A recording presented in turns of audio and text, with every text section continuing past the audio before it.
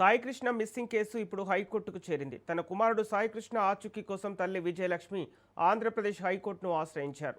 ఈ కేసు దర్యాప్తులో జాప్యం జరుగుతోందని ఆరోపిస్తూ కేసును సిబిఐకి లేదా ఏదైనా స్వతంత్ర దర్యాప్తు సంస్థకు అప్పగించాలని ఆమె పిటిషన్లో కోరారు.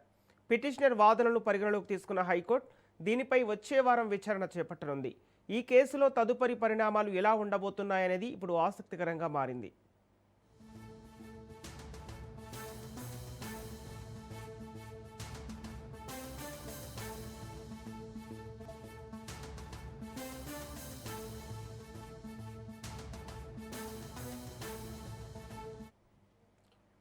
సాయికృష్ణ మిస్సింగ్ కేసు ఇప్పుడు హైకోర్టుకు చేరింది. తన కుమారుడు సాయికృష్ణ ఆచూకీ కోసం తల్లి విజయలక్ష్మి ఆంధ్రప్రదేశ్ హైకోర్టును ఆశ్రయించారు.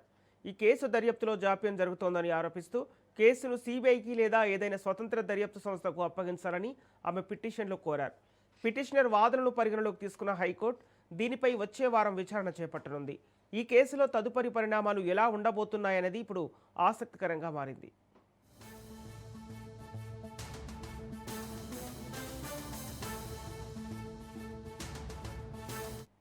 ఇదే అంశానికి సంబంధించి పూర్తి డీటెయిల్స్ మా ప్రతినిధి రమేష్ అందిస్తారు. రమేష్.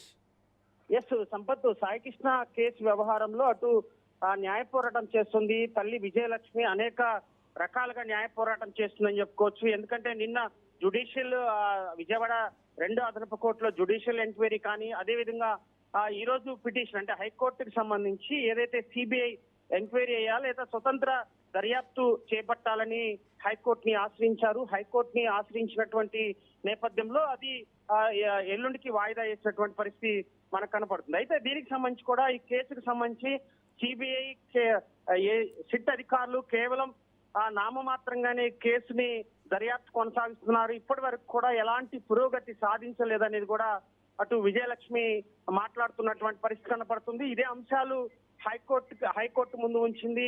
ఎప్పటి వరకు కూడా న్యాయ వ్యవస్థకి సరైన ఆధారాలను ఇంతవరకు కూడా అందించలేదంటూ కూడా ఆమె మాట్లాడింది. అయితే సిబిఐ దర్యాప్తు కోరింది. అదేవిధంగా స్వతంత్ర ఒక టీం ఏర్పాటు చేసి కూడా విచారణ జరిపించాలంటూ కూడా పిటిషన్ దాఖలు చేసింది. అయితే ఈ లాకప్ డెత్ వ్యవహారం, సాయికృష్ణ కేసు వ్యవహారం మరొకరికి జరగకూడదు, పూర్తి స్థాయిలో నిష్పక్షపాతంగా అధికారులు వ్యవహరించాలని చెప్తున్నటువంటి పరిస్థితి. కేసులో మొత్తం 8 మంది ఉన్నారు. 8 మందికి సంబంధించి సరైన విచారణ జరపాలంటేది కూడా విజయలక్ష్మి డిమాండ్ చేస్తుంది. అటు రాష్ట్ర ప్రభుత్వం ఎప్పటికప్పుడు ఈ కేసులో చాలా సీరియస్ గా దృష్టి సారిస్తున్నటువంటి నేపథ్యంలో అటు తల్లి పిటిషన్లు కొంత ప్రభుత్వానికి కొంత తలనొప్పిగా మారినటువంటి పరిస్థితి కనపడుతుంది. గంటల వ్యవధిలో సిట్ దర్యాప్తు బృందం ఏర్పాటు చేయటం, అదేవిధంగా ఒక ఏసీబీ అధికారిని నియమించి అనేక కోణాల్లో ఈ కేసుని విచారించినటువంటి నేపథ్యంలో కూడా ఎక్కడ కూడా తల్లి వీటన్నిటిని కూడా పరిగణంలోకి రాష్ట్ర ప్రభుత్వం తీసుకున్నటువంటి పరిణామాలను కూడా పరిగణలో తీసుకోవట్లేదు. ప్రధానంగా విజయవాడ కమిషనర్ పైన చాలా ఆరోపణలు చేస్తున్నారు. ఏదైతే ఈ కేసు వ్యవహారంలో కోర్టు అడిగినటువంటి సమాధానానికి కూడా కమిషనర్ ఇంతవరకు కూడా నోరు మెదపలేదు.